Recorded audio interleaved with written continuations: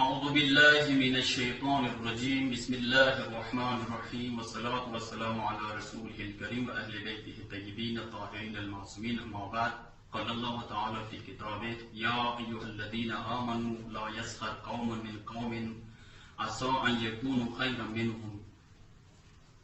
زه موضوع شریکوالي نه مخکې د پسباني ولایت شکرګزار یم چې موږ د دعوت وکړو بنده فکر موضوع کوم دی کسان چې هغه مسخره کوي مسخره کنندگان و د هغوی انجام څه دی.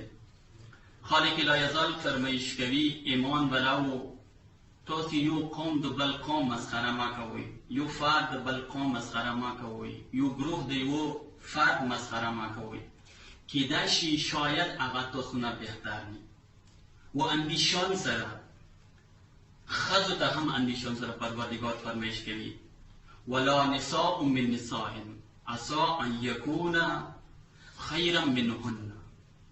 خذیات د بلو خذو دیو گروه خذو چې کوي مسخره ما کوي شاید هغه تاسو نه بهتر وي. و اندیشان سره فرمایش کوي ولا تلمزوا انفسكم ولا تنابزوا بالالقاب بئس الاسم الفسوق بعد الایمان.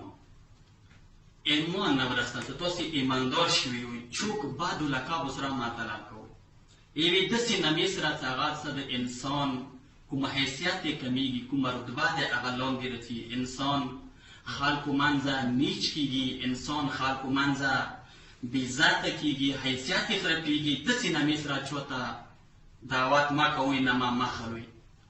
و کچیری پروردگار متعالی تاسو ایمان ورسته توبه نه وکړه نو تاسو به ظالمین نشمار شوئ.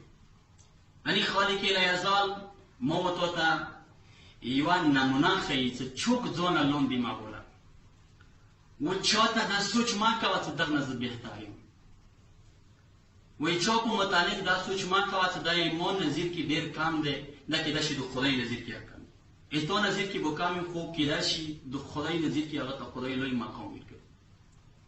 اندیشان سره خاتم نبیین حضرت محمد مصطفی صلی الله علیه و آله و سلم فرمایش کوي ان المستهزئین یفتح لاحدهم باب الجنه. یعنی چې مستهزئین چې کوم دي، استهزاء کوونکي چې کوم دي، مسخرې کوونکي چې کوم دي، هغوی نه به یوه کس ته بهشت دروازه خلاصه شي. فیقال وبویلی شي هغه ته هلمه راشه نوزه بهشت ته. خو چې هغه کله نږدې شي فیجیء بکربه و غمه، هغه په سختۍ سره او غم او کرب سره کله هغې دروازې ته نږدې شي فاذا جاء اغلق به، دروازه به اوسې بند شي. یعنی کله نږدې شي دروازې ته، دروازه کله اوسې بند شي پاته ورته ولګېږي چې ما دنیا کې خلکو سره مسخره کوله، د هغې مسخرې نتیجه همدا دی چې خدای مو بهشت ته طلب کړي خو چې کله نږدې شم دروازه رسې بند شي. ثم یفتح له باب آخر، بیا بله دروازه ورته خلاصه شي.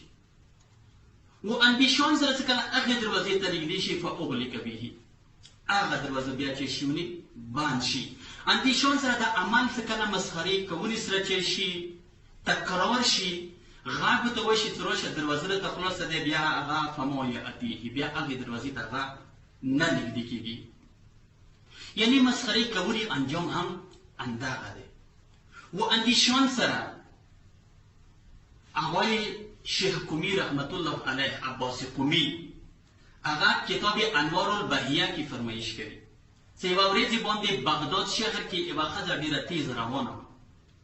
چا ورباندې غږ وکړو چېرته روانه یې څنګه دوره بیړه ده دی؟ نه هغه ورته فرمایش کوي چې ما یو بچی زندان کې قید څم وابن موسی بن جعفر علیه السلام برگاه کې سوال وکن دعا وکن چې ما بچی رها شي. دغه ځای کې یو غیر مستبصر یا مبصر چې هغه امامیت سره تعلق نه لرلو هغه ورپسې مسخره وکړه چې که چېرې وم امام دوره تکات کې وای دوره خدای تکات تېر کړی وای خپله به زندان کې نه مړ کېدو. یعنې چې دغې مؤمنې کله دغه جمله واورېده د خدای برګاه کې دعا وکړه پروردګاره تا ته قسم د هغه ذات وي چې هغه دین اسلام دپاره خپله زندګي جیل کې و خپله سلیبې جیل کې قربان کړه ما بچی رها کړي. یا دغه دعا ختم کوله څو مؤمنه سترګې غړوي د هغې بچی راغلو مخکې مور سره میلاو شو و اندیشمان سره کله دا مور سره میلاو شو یو بل کس راغلو کس څه مسخره یې کوله دغې مؤمنې پسې ورته وویله چې تا کس تا بچی ظالم جیل ته واچولو. یعنی پروردگار متعال تا فرمایش کوي چې که چیرې چا سې د مسخره وکړه هغې مسخرې انجام اخري تا باندې وځي. موضوع اندوره پورې کفیو دوستانو ډېره شکریه ده کوم چې هغوی د موږ د دوره قیمتي ټیم راکړو. والسلام علیکم ورحمة الله وبرکاته.